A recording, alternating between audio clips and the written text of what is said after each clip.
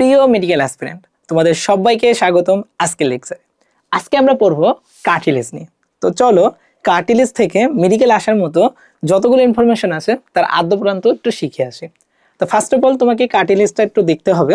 দেখো, এটা একটা কার্টিলেজের ছবি। তো তোমরা সবাই জানো প্রত্যেকটার একটা আবরণ থাকে, যেমন বোনের আবরণ পেরিওস্টিয়াম, হার্টের আবরণ পেরিকার্ডিয়াম, যে ব্রেনের আবরণ সেটা হলো মেনিনজেস। আমরা কিডনি পড়ে আসছি, কিডনির আবরণের নাম কি বলো? Renal capsule. আছে না প্রত্যেকটার আবরণ? তো এই যে আমাদের কার্টিলেজ, এরও একটা আবরণ আছে, যেমন চারোদিকে থাকে এই জন্য এটাকে বলি পেরি, চারোদিকে থাকে এই জন্য এটাকে বলি পেরি, আর কার্টিলেজ এই জন্য এটার নাম হলো কার্ডিয়াম।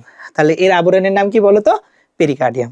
এখন আসো খেয়াল করো তো, এখানে আমরা কতগুলো এই যে লাল রঙের ফাইবার দেখতে পাচ্ছি না, এটা হচ্ছে এই তরুণাস্থিকে স্ট্যাবিলিটি প্রদান করে, এই জন্য এটাকে বলা হয় ইলাস্টিক ফাইবার। এবং এটা সব ধরনের তরুণাস্থিতে পাওয়া এমনটা না, তবে অনেকগুলো তরুণাস্থিতে এই ফাইবারটা পাওয়া যায়। ওকে, এখন আসো দেখো, এগুলো অনেকগুলো গহ্বর না? আমরা যখন বোনসের প্রকারভেদ পড়ছি, বোনসেও কিন্তু গহ্বর পাইছি, আর গহ্বরকে আমরা কি বলি? ল্যাকোনা। তাহলে এই গহ্বরের নাম কি বলতো? ল্যাকোনা।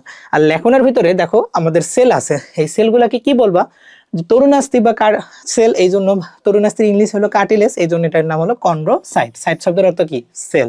তাহলে এখন প্রশ্ন হলো, তরুণাস্থিতে কয় ধরনের সেল থাকে? দুই ধরনের, একটা হলো কন্ড্রোব্লাস্ট আর একটা হলো কন্ড্রোসাইট। আর লাস্ট যে জিনিসটা তোমাকে জানা লাগবে, সবচাইতে শক্তিশালী যে কার্টিলেজ বা তরুণাস্থি থাকে সেটার নাম হলো ভাইয়া ফাইব্রো কার্টিলেজ। ওকে, সবচাইতে শক্তিশালী কি? Fibro cartilage. তাহলে আমরা বেসিকটুকু জেনে নিলাম। এখন আসো মেডিকেলের জন্য যেই জিনিসটা সবচাইতে বেশি ইম্পর্টেন্ট, সেটা হচ্ছে তরুণাস্থির প্রকারভেদ। তো এই প্রকারভেদটা পড়ার আগে তোমাদেরকে জানতে হবে এর ক্লাসিফিকেশন। দেখো, তরুণাস্থিকে আমরা চারটা ভাগে ভাগ করি। তো প্রথম যে জিনিসটাতে আমাদের সমস্যা হয় সেটা হচ্ছে ভাইয়া এতগুলো অপর নাম, এইগুলা মনে থাকে না। তো খেয়াল করো, যেই জিনিসটা স্বচ্ছ তার কিন্তু লজ্জা বেশি, তাই না? আমার মন স্বচ্ছ, আমি কিন্তু সব কাজ করতে পারবো না। তার মানে স্বচ্ছ মানে হচ্ছে লজ্জা বেশি, আর লজ্জাকে আমরা কি বলি? হায়া বলি। তাহলে হায়ালিন কার্টিলেজ, তাহলে স্বচ্ছই হলো হায়ালিন কার্টিলেজ। এখন আসো পরেরটাতে, স্থিতিস্থাপক। স্থিতিস্থাপক মানে কি? যে এই কলমটা কিন্তু স্থিতিস্থাপক না, এটাকে যদি মশরায় ভেঙে যাবে কিন্তু। আসলে স্থিতিস্থাপক কি বলতে পারি? এই যে ধরো এই জিনিসটা একটা স্থিতিস্থাপক, এটাকে আমি যদি এমন করি তাহলে কিন্তু সেম থাকতেছে, তাই না? তাহলে এটা একটা স্থিতিস্থাপক। ওকে, তাহলে স্থিতিস্থাপক মানে কি? তাহলে ইলাস্টিসিটি অনেক বেশি, তাহলে এটার নাম হলো ইলাস্টিক। ওকে, আর ইলাস্টিক জিনিসগুলা একটু ইয়েলো কালারের হয়, ইতে ইলাস্টিক, ইতে ইয়েলো। আর ইয়েলোই আরেকটা নাম হলো ভাইয়া পিট, তাহলে এটার অপর নাম কিন্তু ইয়েলো। ওকে, ইয়েলো অথবা পিট। ওকে, তাহলে ইলাস্টিক, ইয়েলো, ইয়েলোর আরেকটা নাম হলো পিট কালার। ওকে, তাহলে নাম গেল। এখন আসো পরেরটার নাম শ্বেত। শ্বেত মানে সাদা, হোয়াইট। তো এটা তো সমস্যা হবে না। আর চুনময়, চুন কি দিয়ে তৈরি? Calcium carbonate. দেখো তো এখানেও ক্যালসিয়াম আছে না? তাহলে এটাও হয়ে গেল। তাহলে আমরা প্রথমত নামগুলো শিখলাম, এখন আসে এক্সাম্পল গুলোতে আসি। তো প্রথম যেটা আসে দেখো, স্বচ্ছ বা হায়ালিন, এটার এক্সাম্পল কি হবে? এটার এক্সাম্পল আমরা মনে রাখবো একদম সহজ, সেটা হচ্ছে এই যে স্বচ্ছ, এই স দিয়ে আমরা মনে রাখবো হচ্ছে শ্বাসনালী। স দিয়ে কি মনে রাখবো? শ্বাসনালী।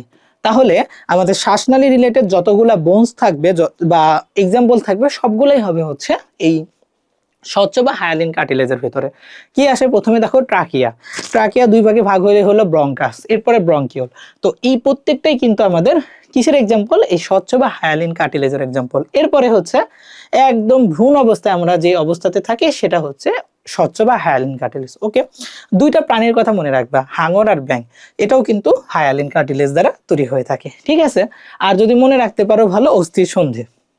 তো দেখো, অস্থিতেও কিন্তু আমাদের স কথাটা আছে, বা সন্ধিতেও স কথা আছে, সেখান থেকে আমরা মনে রাখতে পারি। ওকে, আসো সেকেন্ড এক্সাম্পলে আসি। সেকেন্ডটা কি? দেখো, স্থিতিস্থাপক বা ইলাস্টিক। ইলাস্টিকে ই আছে না? আমরা ট্রিপল ই দিয়ে মনে রাখবো, ট্রিপল ই। দেখো, ট্রিপল ইর প্রথম ইতে হলো অ্যাপিগ্লোটিস। তো অ্যাপিগ্লোটিসটা কি বলতো? দেখো, অ্যাপি শব্দের অর্থ উপরে, আর গ্লটিস শব্দের অর্থ জিহ্বা। আমাদের এখানে শ্বাসনালীর উপরে একটা জিহ্বার মতো একটা অংশ থাকে, ওটাকে বলে অ্যাপিগ্লোটিস বা উপজিহ্বা। এই একটা এক্সাম্পল। আরেকটা ইতে ভাই ইউস্টেশিয়ান ক্যানাল। ইউস্টেশিয়ান ক্যানালটা কি বলতো? ইউস্টেশিয়ান ক্যানাল, এই যে আমাদের কান আছে না, কানের সাথে নাকের একটা কানেকশন থাকে, এটাকে বলা হয় একটা টিউব দিয়ে, এটাকে আমরা বলি হলো ইউস্টেশিয়ান নালী। ওকে, আর আরেকটা ইতে হলো ভাই external ear. External ear, what is external ear? আমাদের কানের তিনটা অংশ থাকে, external ear, middle ear, internal ear. তো এই external ear of external ear, Eustachian নালী এবং অ্যাপিগ্লোটিস, এই তিনটা ই হচ্ছে স্থিতিস্থাপক, পিড, ইওলো বা ইলাস্টিক তরুণাস্থির এক্সাম্পল। ওকে, এখন আসো শ্বেত বা হোয়াইট। তো দেখো শ্বেত মানে সাদা, তো এটাকে আমরা মনে রাখবো আকাশ দিয়ে। কি দিয়ে মনে রাখবো? আকাশ। তো প্রথম আতে দেখো অস্থি, প্রথম আতে কি? অস্থি। এই অস্থির সাথে কিন্তু কি যুক্ত থাকে বলো তো? টেন্ডনও থাকতে পারে, লিগামেন্টও থাকতে পারে। তো অস্থির সাথে যখন টেন্ডন বা লিগামেন্ট যুক্ত হবে, তখন তাদের ভিতরে যে তরুণাস্থিটা পাবো সেটাই হচ্ছে শ্বেত তরুণাস্থির এক্সাম্পল। ওকে। আর তালব্য স দিয়ে মনে রাখবা হচ্ছে পিউবিস সিম্ফাইসিস। সিম্ফাইসিস, এই যে সতে সিম্ফাইসিস।